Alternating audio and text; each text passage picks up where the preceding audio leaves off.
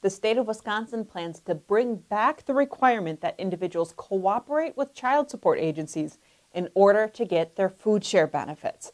I'm Bryn McBride of ABC for Health. We're talking about a requirement that is established in federal law that says that its cooperation is required for many federally funded benefits. Now, states have been able to opt out of some of these requirements, and Wisconsin did just that. In Wisconsin, we got a little bit of a waiver. We were able to opt out of the requirement that individuals cooperate with child support in order to get their FoodShare benefits. We've done this for many years, and the idea was that food security was more important than a lot of the administrative hoops and hurdles of cooperating with child support. We're not just talking about deadbeat dads here. We're talking about both mothers and fathers involved in a child support action, and it could be as simple as not identifying paternity. That could be seen as not cooperating with child support, which could impact both your health benefits and now your food security. And we're going to talk about that a little bit more in just a moment. But let's take a look at what the rule is going to look like. This came about by some language that was written in the last governor's budget. So this would be effective in the year 2018. And it says in the budget bill that Wisconsin will now deny FoodShare benefits to any custodial or non-custodial parent who refuses to cooperate fully and in good faith with efforts to establish paternity of a child or establish or enforce a child support order. Now, in Wisconsin, this is involving many agencies. FoodShare is administered by the Department of Health Services. Cooperation is determined by the Department of Children and Families. And decision-making authority is delegated to county child support offices. So we have a lot of players here trying to enforce the rule and determine who actually is entitled to their food security. Now, under the Department of Children and Families rules, a mother, for example, can be sanctioned for refusing to identify a child's father. We take this very seriously at ABC for Health because of the topic and the policy of birth cost recovery. In Wisconsin, if you are not married and you have a child and you are covered by Medicaid at the time, the child's father, who you identify on your Medicaid application, will be subject to repaying birth costs.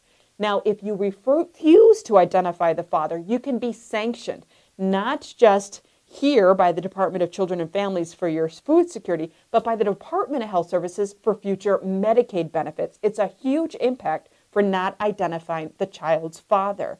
Now, you may wonder, what difference does that make if they don't identify the child's father? They should probably be putting that on the application. Well, there are many instances where it's simply just not safe to do so. There could be instances of domestic violence or abuse that could be at play, or worse situations where it's not a safe situation to do so.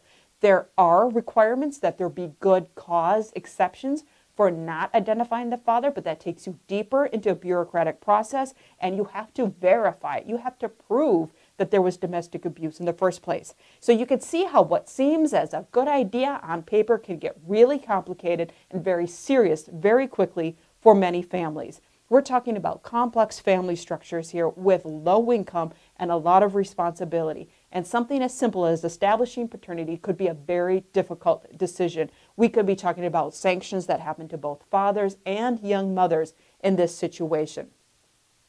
Now, there is that concern with responding to notices from child support, not getting notices from child support, what the consequences could look like.